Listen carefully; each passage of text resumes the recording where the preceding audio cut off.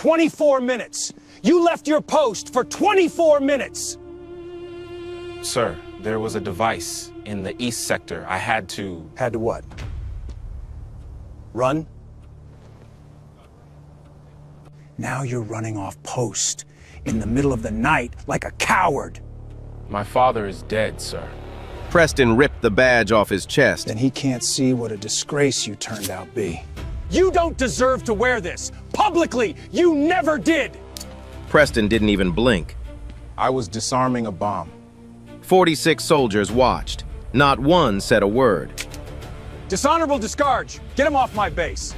And not one of them knew. If Landon Hayes hadn't left that post, none of them would be standing here right now. Landon grew up in Macon County, Alabama. Not the Alabama you see in tourism ads. The green hills, the Gulf beaches, the college football Saturdays. This was the other Alabama. The one nobody puts on a brochure. Roads turned to dirt 2 miles outside of town. Nearest hospital was a 40-minute drive. His father, Earl, died in a construction accident when Landon was 7. Crushed under a concrete slab at a job site that had already failed 2 safety inspections. Nobody was held accountable. Nobody went to jail. The construction company paid out $12,000. That was the price they put on Earl Hayes' life. His mother, Violet, used $6,000 for the funeral. She stretched the rest across 18 months of rent, rationing it the way people ration water in a drought, carefully, anxiously, knowing it would run out. Violet worked 3 jobs.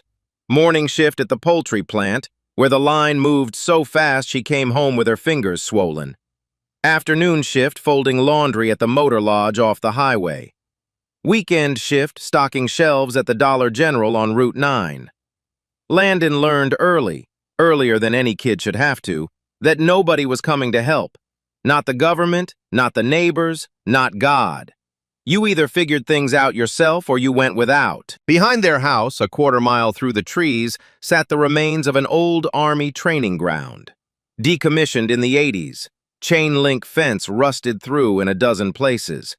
Local kids played there daily. Landon was 9 the first time he found one. A corroded M33 fragmentation grenade wedged between 2 drainage pipes. Pin intact, but the casing had cracked.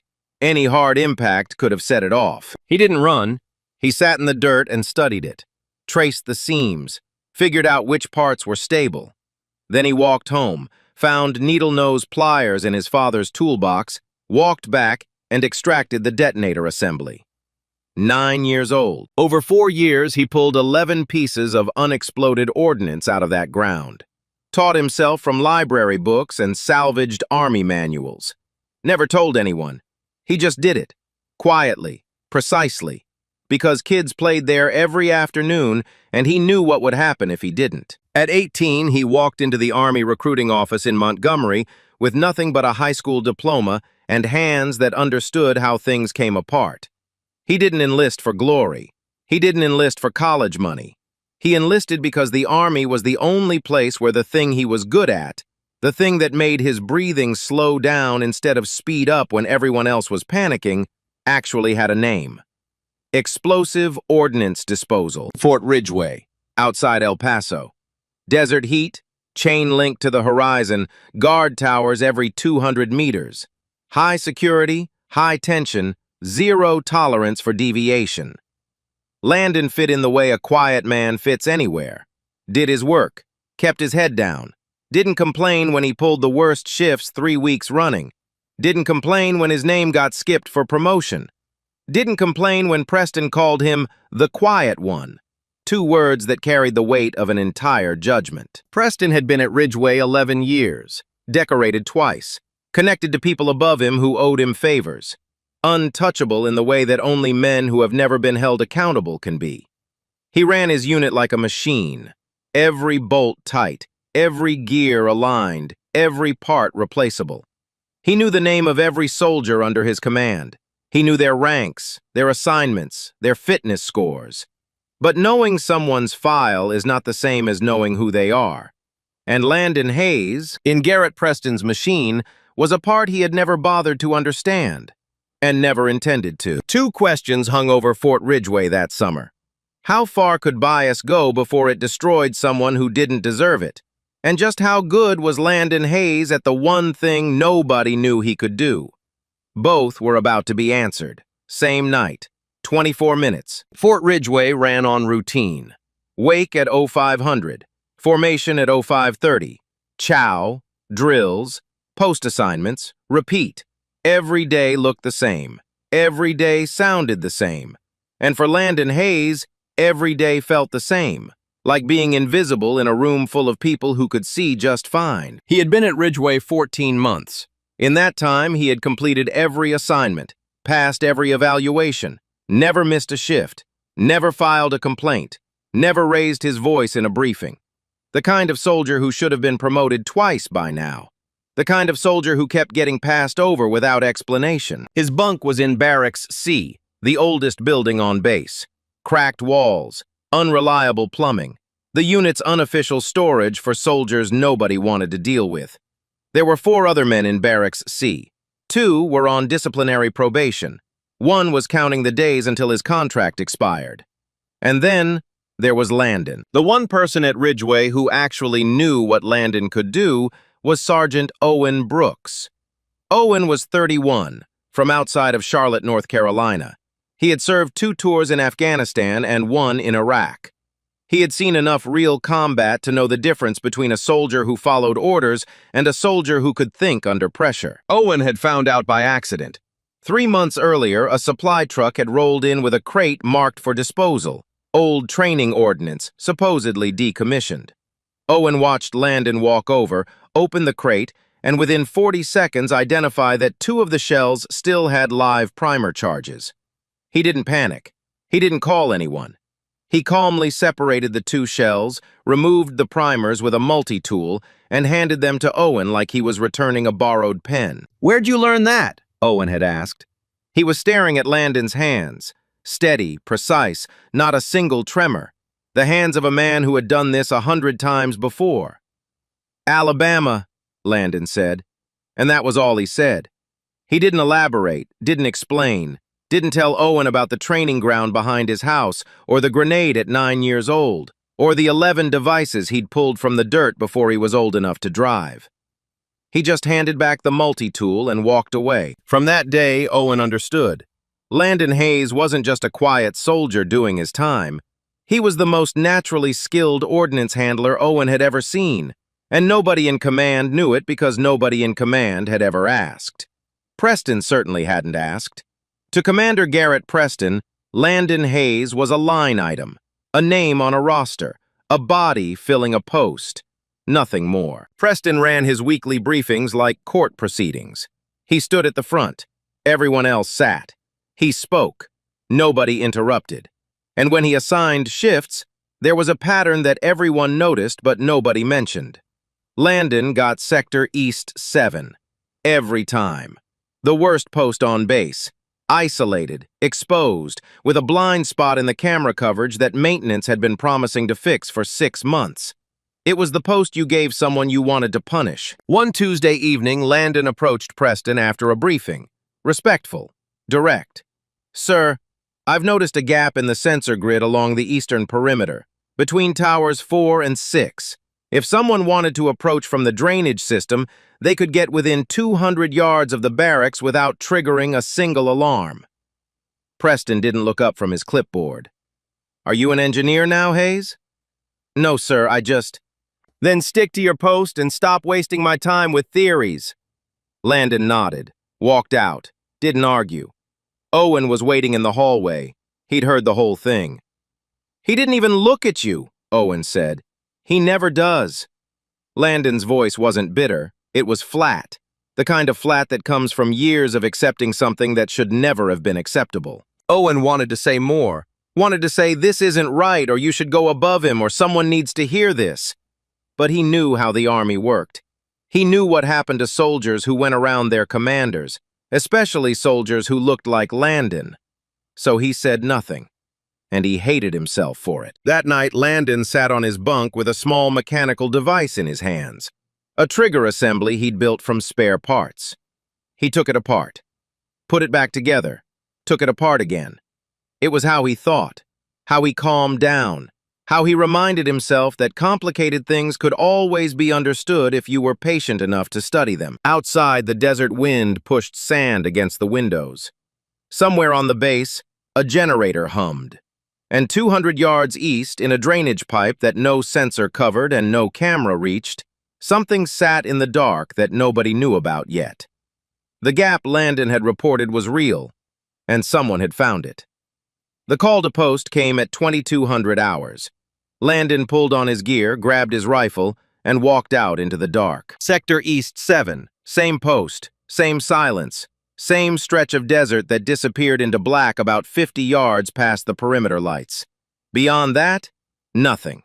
Just sand, drainage infrastructure, and the kind of quiet that presses against your skull. He settled into position at the guard station.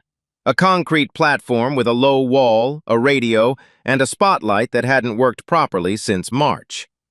The nearest camera pointed north-northwest, covering the main access road. Everything east was a blind spot. Landon had reported it. Preston had ignored it. So here he was, staring into the dark with his own eyes because the equipment meant to do the job wasn't doing it. The first 3 hours passed without incident. Coyotes in the distance, wind pushing dust across the flats, the occasional crackle of radio chatter from the main gate 2 clicks west. At 0217, Landon heard it. A sound that didn't belong. Not an animal, not the wind.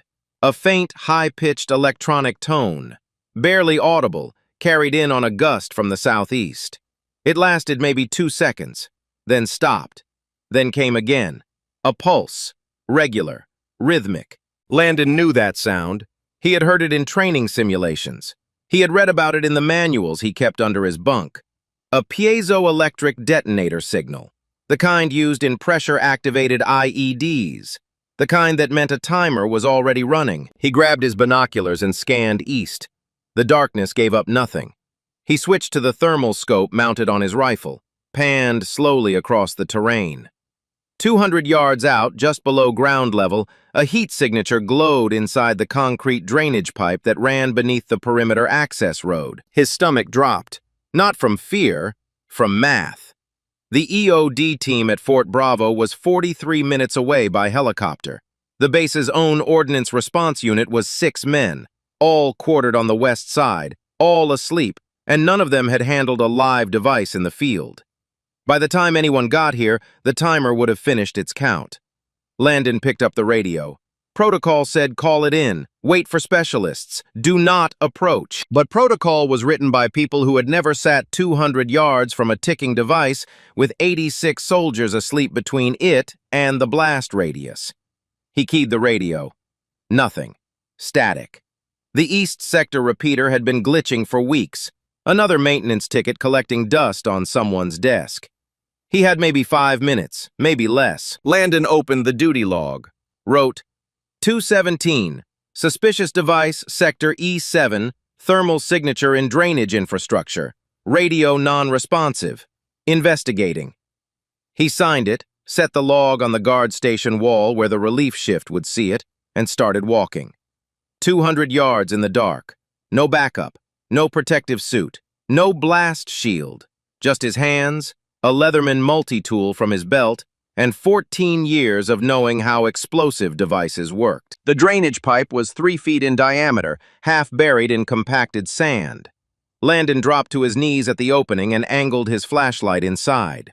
The device sat 8 feet in, wedged between the pipe wall and a support brace. Homemade. PVC casing. A circuit board wired to a commercial cell phone battery. 2 blasting caps, and a digital timer glowing red in the dark. 4 minutes and 12 seconds. Landon crawled in. The pipe smelled like rust and standing water. His shoulders scraped both sides. He couldn't turn around. If something went wrong, there was no getting out in time. He reached the device and studied it. 10 seconds, just looking, reading the wiring the way a musician reads sheet music. Not rushing, not guessing, letting the logic of the thing reveal itself. The primary circuit ran from the battery through a relay switch to the detonator. Standard. But there was a secondary wire, a trembler circuit designed to trigger if anyone moved the device. Lift it, tilt it, or cut the wrong wire, and the blasting caps would fire instantly.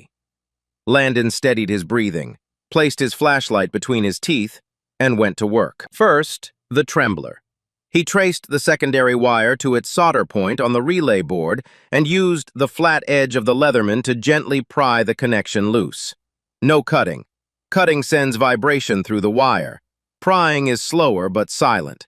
The trembler circuit went dead. 3 minutes 9 seconds on the timer. Next, the primary detonator leads. 2 blasting caps, each wired independently. He disconnected the first by unscrewing the lead terminal with his thumbnail. No tools, no torque, just pressure and patience. The second cap was wedged tighter. He worked it for 40 seconds before the terminal gave. 2 minutes flat. Finally, the battery. He slid the multi-tool blade under the positive terminal and lifted it free from the contact plate. The timer display flickered once and went dark. Silence. Total, absolute silence. The kind of silence that has weight to it, that presses into your chest and holds you down. Landon lay in that pipe for another 15 seconds. Not moving, just breathing. His fingers were cramping. His shirt was soaked through with sweat. The pipe felt smaller now than when he'd crawled in, like the walls had tightened around him during those 4 minutes. He could feel his own heartbeat in his throat, in his wrists, behind his eyes. Then, slowly, he unclenched his hands, stretched his fingers one by one, let one long breath out through his teeth, and crawled backward out of the pipe. Stood up, brushed the sand off his knees, looked back at the pipe once, just once, and walked back to his post. 02:41, 24 minutes. He picked up the duty log, added a single line beneath his earlier note. Device neutralized, returning to post. He didn't wake anyone. He didn't call anyone. He sat back down at his station and finished his shift. At 0600, the morning relief arrived. Landon handed over the log, walked to Barracks C, and lay down on his bunk. He was asleep in 2 minutes. 4 hours later, Commander Preston called formation and fired him for abandoning his post. Commander Garrett Preston arrived at the security office at 0730 the way he did every morning. Coffee in hand, clipboard under his arm, and the unshakable certainty that his base ran exactly the way he wanted it to. The overnight surveillance report was waiting on his desk. He flipped through it the way he always did, scanning for anomalies, checking timestamps, looking for anything out of place. Page 1, nothing. Page 2, nothing. Page 3, there it was. Camera 7, Sector East 7. Timestamp 2:17. The frame showed Landon Hayes stepping away from the guard station. The next frame, 2:18, showed the station empty. The next 60 frames, 1 per minute, showed the same empty station. Landon didn't reappear until 2:41. Preston set his coffee down, picked up the phone. "Get me Sergeant Crawford, now!" Staff Sergeant Bill Crawford was Preston's right hand. Loyal, efficient, the kind of man who agreed with everything Preston said because agreeing was easier than thinking. He showed up in 4 minutes. "Look at this," Preston pointed at the screen. "East 7, Hayes, 24 minutes off post." Crawford looked. "Could be a patrol check. Sometimes the guys walk the—" "He's not authorized for patrol checks. He's assigned to a static post. He left." Preston leaned back. "I want a discharge recommendation on my desk in 30 minutes. Crawford hesitated. "Sir, shouldn't we pull the duty log first? See if he noted—" "I've got camera footage, Crawford. I don't need a logbook." Preston's voice dropped. The kind of drop that says the conversation is over.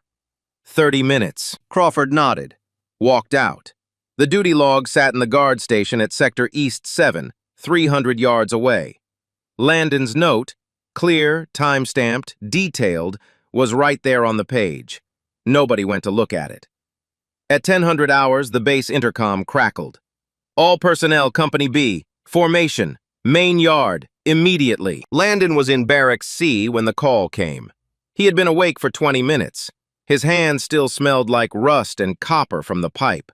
He washed them, pulled on his uniform, and walked outside. The formation was already assembled when he arrived. 46 soldiers, 4 rows, faces blank. The desert sun pressed down on everything like a hot iron. Preston stood at the front with the manila folder. This was the moment he had been building toward all morning. Not because the violation demanded it. A first offense for leaving post would normally result in a written reprimand, maybe extra duty. But Preston didn't want a reprimand. Preston wanted a performance. He wanted every soldier on that base to see what happened when Landon Hayes stepped out of line. He wanted to make an example, and the audience, 46 soldiers standing at attention, was the whole point. What happened next took less than a minute. The words from the hook, the badge, the dirt, the silence. But there was a moment in between that the formation didn't see. A moment when Landon said, "I was disarming a bomb," and Preston's eyes flickered, just for a fraction of a second, before he blinked it away and said, "Dishonorable discharge." That flicker, that half-second pause, it meant one of two things. Either Preston didn't believe him, or Preston didn't care. And the truth was worse than either option. It was both. Preston had spent 11 years building a version of the world where his judgment was final, where his word was law, where questioning him was the same as attacking him. Landon Hayes had just said something that threatened that version. So Preston did what men like him always do. He blinked it away, chose the story that protected his ego, and threw away the man who had protected his base. After Landon was escorted out, 2 MPs flanking him like he was a threat instead of a hero, Preston turned to the formation one last time. His voice was calm, controlled. The voice of a man who believed he had just restored order. "This unit runs on discipline, not excuses. Dismissed!" The soldiers broke formation. Most walked away in silence. Some walked faster than usual, the way people walk when they want to get away from something that made them feel small. A few exchanged glances, the kind of glances that said, "Something's wrong," but never made it to words. Owen Brooks didn't glance at anyone. He stood in the yard for a full minute after everyone else had left, staring at the ground where Landon's badge had landed. Then he walked to the east perimeter. It took him 12 minutes to reach Sector East 7. The guard station was empty. The morning shift hadn't been reassigned yet. Owen opened the duty log, flipped to last night's entries. 217, suspicious device, Sector E7, thermal signature in drainage infrastructure, radio non-responsive, investigating. And below it, device neutralized, returning to post. Owen read it twice. Then he closed the log, tucked it under his arm, and started walking east. 200 yards. Past the camera's blind spot. Past the sensor gap Landon had reported weeks ago. Down the slope to the drainage pipe. He crouched at the opening and pointed his flashlight inside. The IED was still there. Disassembled. Blasting caps removed. Battery disconnected. Timer dead. Sitting exactly where Landon had left it. Because Landon hadn't moved it. He'd neutralized it in place, following textbook protocol, and left it for the EOD team to collect. Owen stood up. His hands were shaking, not from fear, from anger. He pulled out his phone, took 6 photographs, the device, the wiring, the timer, the pipe entrance, the distance marker back to the guard station, and walked back to base. He didn't go to Preston. He went straight to the one person on base who outranked Preston and had no reason to protect him. Colonel Diana Walsh. Colonel Diana Walsh had an office on the 2nd floor of the administrative building, directly above the room where Preston held his briefings. She had been at Fort Ridgeway for 3 years. Before that, she had commanded a logistics battalion in Kabul and an intelligence unit in Stuttgart. She was 52, precise, and had 0 tolerance for waste. Wasted time, wasted resources, wasted talent. She also had a reputation. When something landed on her desk, she didn't file it. She opened it. Owen Brooks knocked at 11:15. Walsh waved him in without looking up. "Sergeant, what is it?" Owen set the duty log on her desk, then his phone opened to the first photograph. Then he stood at attention and said 6 words. "Commander Preston fired the wrong man." Walsh looked at the log, then the photos, then back at Owen. "Sit down. Start from the beginning." Owen told her everything. The IED, the blind spot, Landon's report from weeks earlier that Preston had dismissed. The camera footage that showed Landon leaving but couldn't show where he went. The duty log entry that Preston never read. The device still sitting in the drainage pipe, disassembled with surgical precision. Walsh listened without interrupting. When Owen finished, she asked one question. "Has the device been collected?" "No, ma'am, it's still in the pipe, exactly where Hayes left it." Walsh picked up her phone. "Get me Captain Torres. EOD, now!" Within 90 minutes, Fort Ridgeway's perimeter was locked down. Captain Miguel Torres and a 3-man EOD squad drove out to Sector East 7 in a blast-rated vehicle. They entered the drainage pipe and extracted the device. Torres examined it on site, then back at the lab. Then he wrote a report that would reach Walsh's desk by 1700 hours. The key paragraphs read, "The device is a non-standard improvised explosive, constructed from commercially available components. PVC pipe casing, dual electric blasting caps, lithium-ion battery power source, and a digital countdown timer. The device was designed for delayed detonation with an anti-tamper trembler circuit to prevent removal. The device was neutralized in place by an individual with advanced knowledge of explosive circuitry. The trembler circuit was disconnected at the solder point, not cut, indicating awareness of anti-tamper protocols.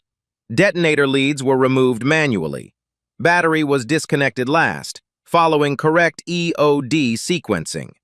Whoever disarmed this device did it by hand, in a confined space, with no protective equipment, and followed procedures that align with Level 3 EOD certification standards. Estimated time remaining on the timer at point of intervention, approximately 5 to 6 minutes. Had the device detonated, the blast radius, accounting for the pipe's directional channeling effect, would have reached the Eastern Barracks complex. Estimated personnel exposure, 86 soldiers quartered in Barracks B and C. Walsh read the report twice. She set it down on her desk and sat in silence for a full minute. Then she picked up a red pen and wrote 3 words on the top of the file jacket. Expand. Full scope. She opened a second investigation, not into Landon Hayes, but into Commander Garrett Preston. The findings came fast, not because the evidence was hard to find, not because it required special clearance or forensic expertise. It came fast because it had been sitting in plain sight for years. Nobody had ever looked. Nobody had ever cared enough to look. And that, in its own way, was part of the story. A system that worked perfectly well for the people it was designed to protect and failed completely for everyone else. Preston's assignment records showed a clear pattern. Over the previous 14 months, Landon Hayes had been assigned to Sector East 7 on 71 out of 89 eligible shifts. No other soldier in the unit had been assigned to the same post more than 19 times. The scheduling was not random. It was targeted. Performance evaluations told the same story. Landon's scores were consistently above average in every measurable category: marksmanship, physical fitness, technical knowledge, conduct. Yet he had been passed over for promotion 3 times. Each time the reviewing officer was Preston. Each time the written justification was vague. Needs more development. Not yet ready for increased responsibility. Adequate but unremarkable. 3 other soldiers in the unit, all of them men of color, had filed informal complaints about Preston over the past 2 years. One reported being called "boy" during a briefing. Another said Preston had questioned whether he'd earned his position or had it handed to him. A third described being assigned to perimeter duty in a sandstorm, while white soldiers of equal rank were given indoor posts. All 3 complaints had been reviewed internally by Preston's own chain of command. The same chain that reported to Preston. The same chain that owed their postings to Preston. All 3 had been dismissed with identical language. Insufficient evidence to substantiate claim. 3 different soldiers, 3 different incidents. The same 5 words every time. Like someone had copy-pasted the conclusion before reading the complaint. Walsh sat with the file for a long time that evening. She had served in the Army for 26 years. She had seen incompetence. She had seen negligence. She had seen men promoted past their abilities and left in positions of power long after they should have been removed. But this was different. This was a pattern of deliberate, sustained mistreatment, hidden behind the language of procedure and discipline. And the man at the center of it had just fired the soldier who saved his base, and done it in front of an audience, like a public execution. Walsh compiled the full file. Torres's EOD report, Owen's photographs, the duty log, the assignment records, the evaluation history, the dismissed complaints.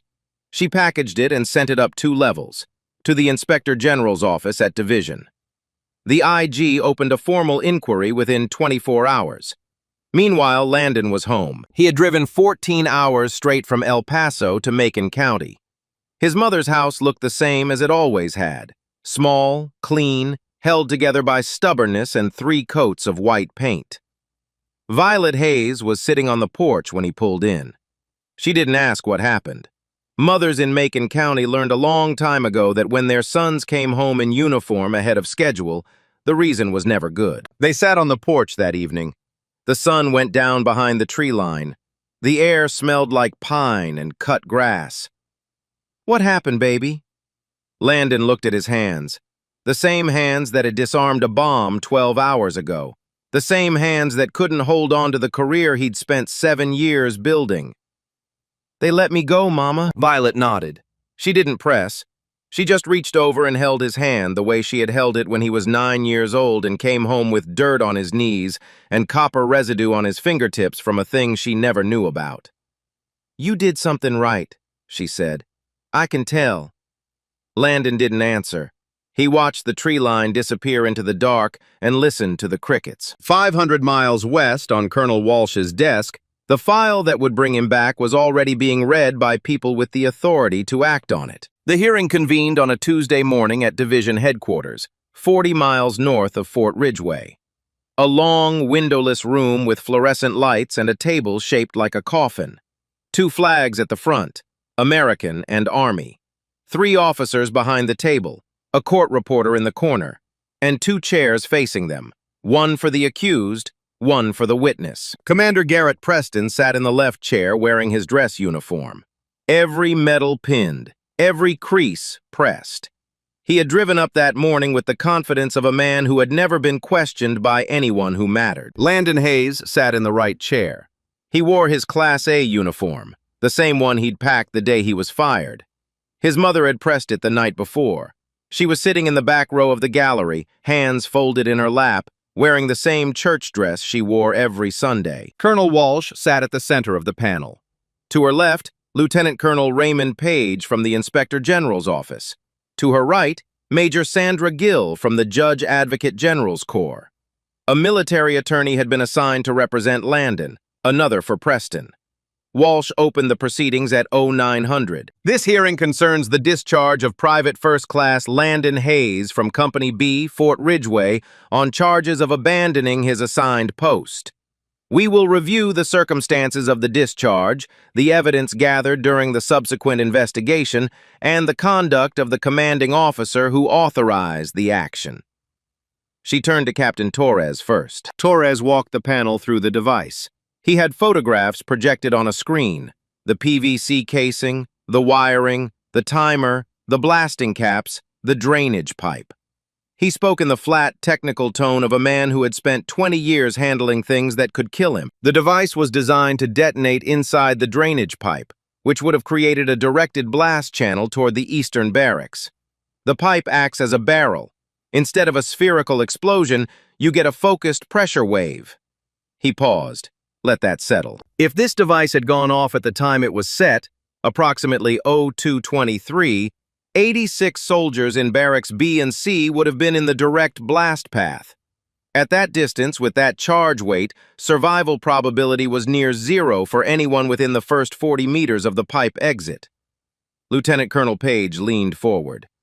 And the individual who disarmed it did so by hand, in the pipe, no suit. No tools beyond a standard multi-tool, disconnected the anti-tamper trembler first, at the solder point, not by cutting, then removed both detonator leads manually, then disconnected the battery. That's textbook level 3 EOD sequencing. Torres looked directly at Landon. I've been doing this for 20 years. I know 6 people in the entire army who could have done what he did under those conditions. He's not certified. He's not trained through any program we have on record. And he did it better than most people I've certified myself. The room was silent. The kind of silence that happens when a group of people all realize the same thing at the same time. That the man sitting in the left chair had fired the man sitting in the right chair for saving his life. For saving all of their lives. Preston didn't move. His hands were folded on the table in front of him. His attorney was writing something on a notepad, but Preston wasn't reading it. He was staring at a point on the wall behind the panel. The same kind of stare Landon had held during the firing. Except Preston's stare wasn't disciplined. It was the stare of a man who had just heard the ground crack beneath the pedestal he'd been standing on for 11 years. Walsh turned to Preston.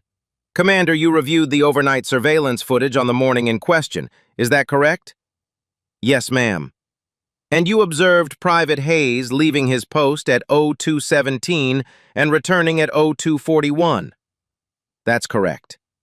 Did you review the duty log for Sector E7? Preston shifted in his chair.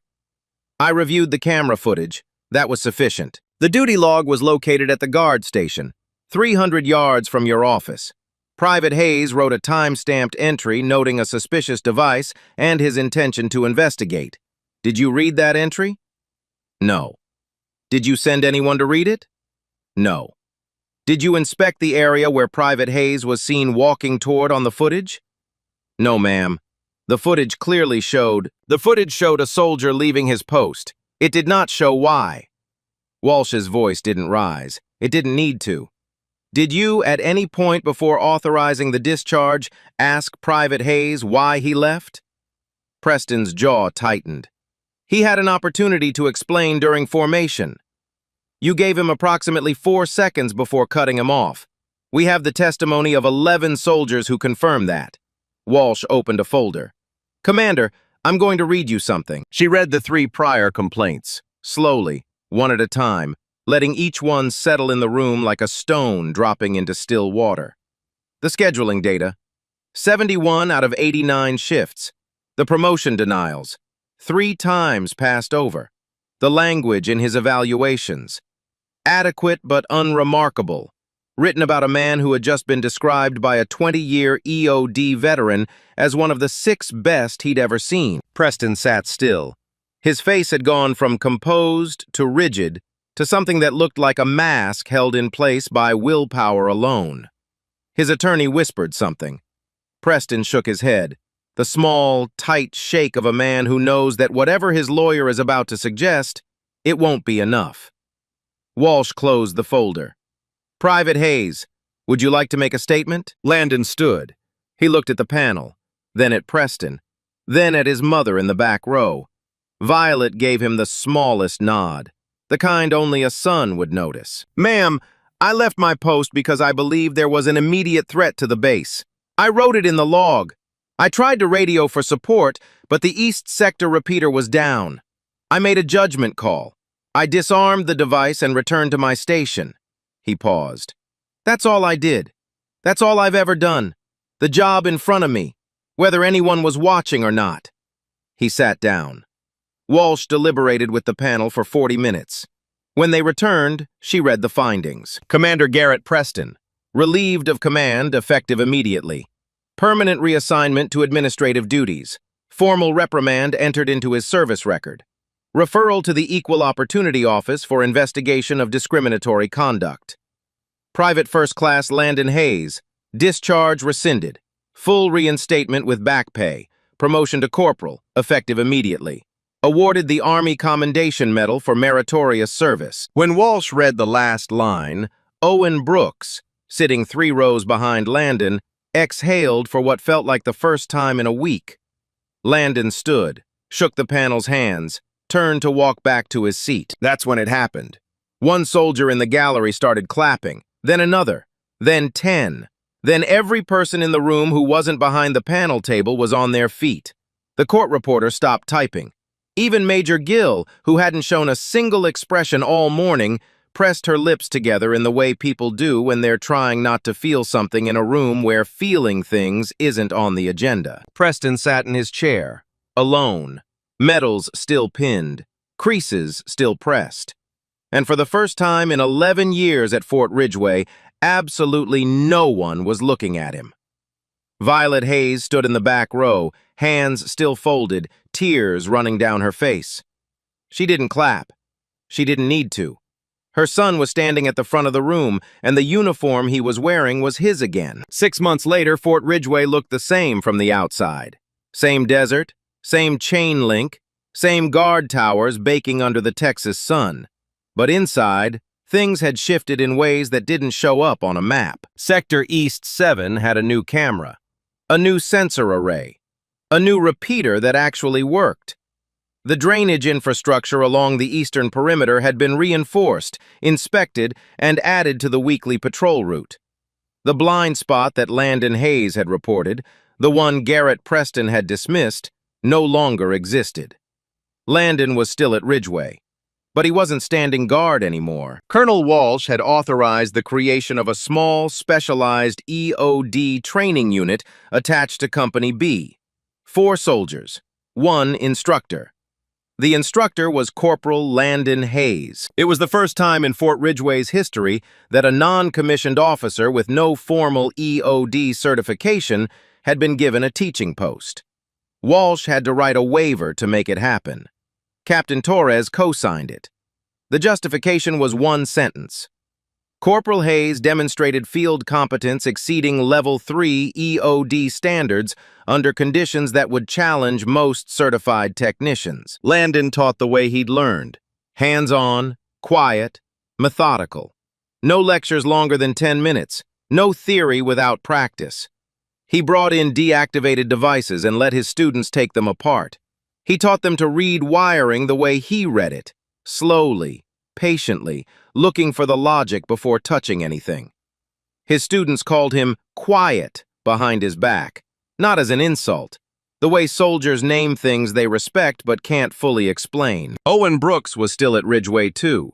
He'd been promoted to staff sergeant, a recognition that came with a handwritten note from Colonel Walsh thanking him for demonstrating the moral courage this institution depends on. Owen kept the note in his footlocker underneath his socks, in the way men keep things that matter too much to display. They ate together most evenings. Owen talked. Landon listened. Occasionally, Landon would say something that made Owen stop chewing and think for 30 seconds. It was the kind of friendship that doesn't need a lot of words because the one moment that mattered had already said everything. Preston was gone. Transferred to a desk at a logistics depot in Missouri. No command, no formation, no soldiers standing at attention while he decided who mattered and who didn't. His name came up once in the barracks. Someone made a joke about it, and Owen shut it down. "He's not worth the breath," he said, and that was the last time anyone mentioned Garrett Preston at Fort Ridgeway. On a Saturday afternoon in October, Violet Hayes visited the base. Landon had arranged a guest pass weeks in advance. He met her at the main gate in his dress uniform, corporal chevrons on the sleeve, commendation ribbon above the pocket. Violet didn't say anything at first. She just looked at him, adjusted his collar the way she'd adjusted it the day he left for basic training. Then she smiled. He walked her through the base, showed her the training facility, introduced her to his students who stood at attention like they were meeting a general. One of them, a 20-year-old private from Oklahoma, said, "Ma'am, your son is the best instructor I've ever had." Violet squeezed Landon's arm. "He's been teaching people things since he was 9 years old. He just didn't know it." On the way out, they passed the corridor that led to the administrative wing. On the wall, next to the base's honor roll, hung a framed commendation. Landon's name, his photograph, and beneath it, a single line. For exceptional courage and technical skill in the neutralization of an explosive threat to Fort Ridgeway personnel. Violet stopped, read it, touched the glass with her fingertips. "Your daddy would have stood here all day," she said. Landon put his hand on her shoulder. They stood there together for a moment, a mother and her son, in a hallway that smelled like floor wax and duty, looking at proof that the world had finally seen what she had always known. That evening, after Violet left, Landon walked to the eastern perimeter. He stood at the edge of Sector East 7 and looked out across the desert. 200 yards away, the drainage pipe sat quiet and empty. The sun was going down. The sky turned orange, then red, then dark. He thought about the night, the sound, the crawl, the timer, the silence after. He thought about Preston's voice, welfare trash, playing soldier. He thought about his mother's hand on his on the porch in the dark. You did something right, I can tell. Landon Hayes turned and walked back to base. Same stride, same silence. Same man who had been doing the right thing his whole life, whether anyone saw it or not. Have you ever done the right thing and gotten punished for it? Drop your story in the comments. I want to hear it. If this one hit you, share it with someone who needs to hear it today. And if you haven't already, subscribe, because stories like Landon's, they deserve to be told.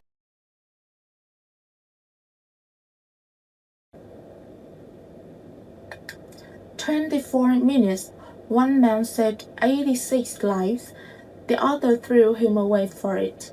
Landon didn't crawl into that pipe for a medal. He crawled in because 86 people were sleeping and he was the only one who could stop what was coming. No suit, no backup, just his hands and the truth that nobody in command ever bothered to see. And that's the thing about real courage. It doesn't perform, it doesn't wait for the spotlight. It shows up alone, in the dark, and when the timer's already running. Preston had 11 years of power and never once asked what Landon was capable of. Because to him, Landon was never a soldier. He was a line item. And that's what bias does. It doesn't just hurt people, it blinds you to the ones trying to save your life. So, here's what I want you to sit with tonight. What happens to a world that punishes the people who protect it, and if doing the right thing guarantees you nothing, no recognition, no safety, no fairness, is it still worth doing? Landon answered that question in the drainage pipe at 2 in the morning. What's your answer? If this story hit you, share it with someone who needs it today. Drop your answer in the comments and subscribe. Stories like this don't tell themselves.